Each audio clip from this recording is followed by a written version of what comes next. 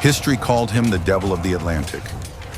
But what if the devil was merely a disguise for a genius mind? It wasn't strength, it wasn't luck, it was strategy. He crafted an image, the ultimate villain, only to never have to spill blood. The story of Blackbeard isn't just about piracy. It's a lesson in power, fear, and how one man turned himself into a legend.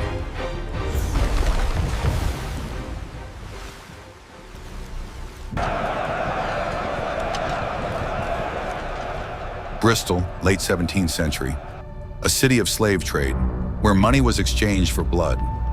Edward Teach was born into that world. No power, no fame. Only one lesson. To survive, you must make others believe you're more dangerous than they are.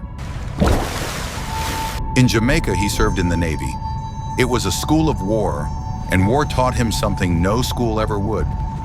Fear is worth more than bullets, because if you make your enemy fear you, you win before a shot is fired. To rule by strength, you must be stronger than all. But to rule by fear, you only need to make them believe you cannot be defeated.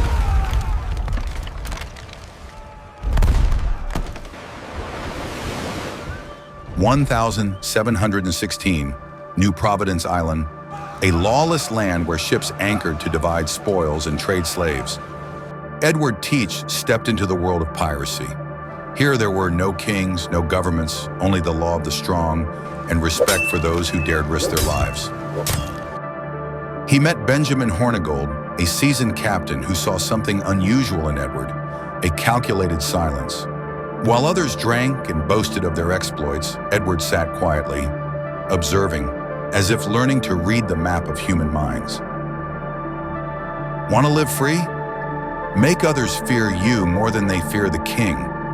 Hornigold's words weren't just a lesson in trade, they were a philosophy of survival, and Edward understood it deeply.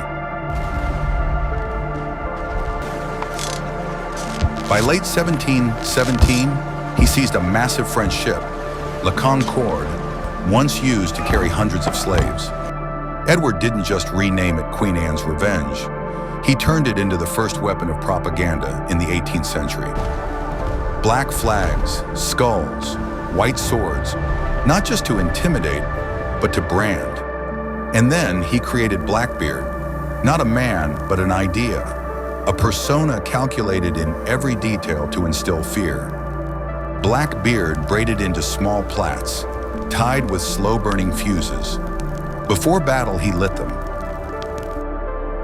Smoke swirled around his head, his eyes glinting through the haze, and enemies believed they were facing a true demon. Blackbeard didn't need to win with bullets. He won with psychology. In many accounts, captains who faced him surrendered without firing a shot. One witness recounted, "We'd never seen anyone so calm in the face of death. His eyes weren't angry. They were counting our heartbeats.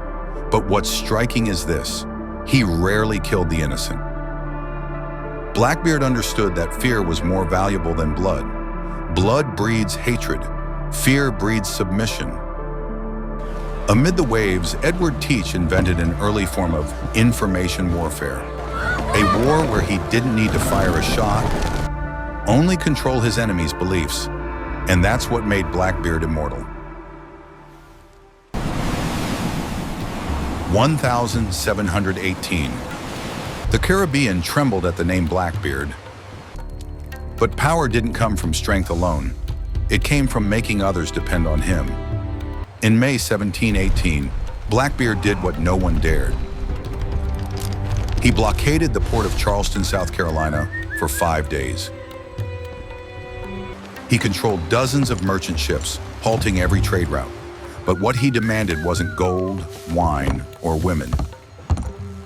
He wanted a chest of medicine. One chest of medicine in exchange for an entire city. This wasn't piracy. It was a performance of power, a lesson in using fear to negotiate. Blackbeard understood.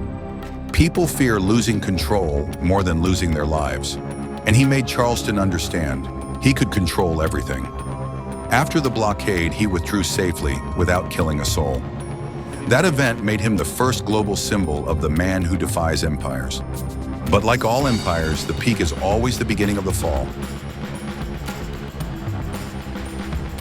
When the English king offered amnesty to pirates, Blackbeard knew his time was running out. And he chose a new path: politics. He went to Bath, North Carolina, striking a deal with Governor Charles Eden. In exchange for peace, he shared his spoils, facilitated black market deals, and built a covert network of influence. Blackbeard was no longer an outlaw. He became an underground political force, knowing when to smile, when to stay silent, and when to set a city ablaze.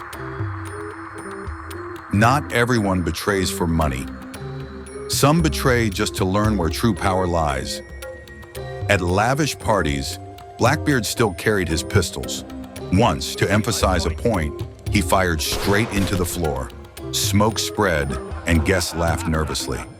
That was control through chaos, a tactic every modern leader understands but few admit.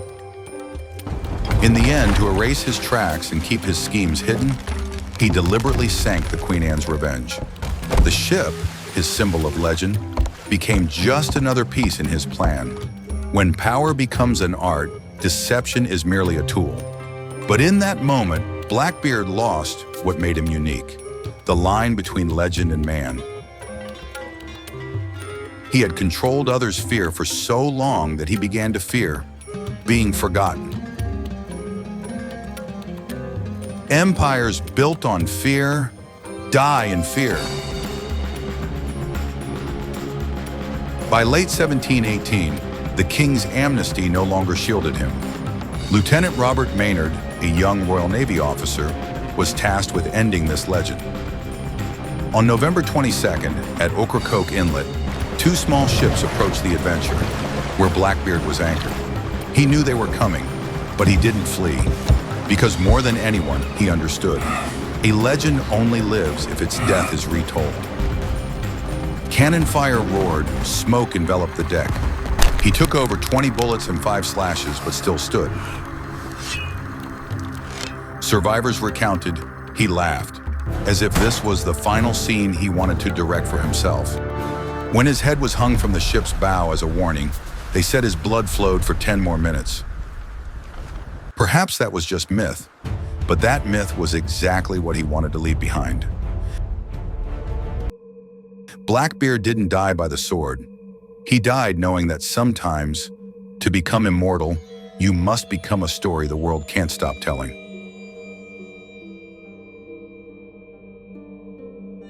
Three centuries later, his name lives on in books, films, and our fascination with the power of fear. The real man, Edward Teach, remains a mystery. Was he a devil or the first strategist of the modern age? Because sometimes a legend isn't an exaggeration. It's the only version of the truth the world can bear. Blackbeard, the man who turned fear into a weapon and himself into an icon. They still say that sometimes in the fog, you can see flickering flames in the shadow of a man with a smoking beard. Perhaps Blackbeard never truly died, because what he stood for, fear, power, and the game of appearances, still lives in our world today. This story isn't just about the sea, it's about humanity and how we still worship those who make us tremble.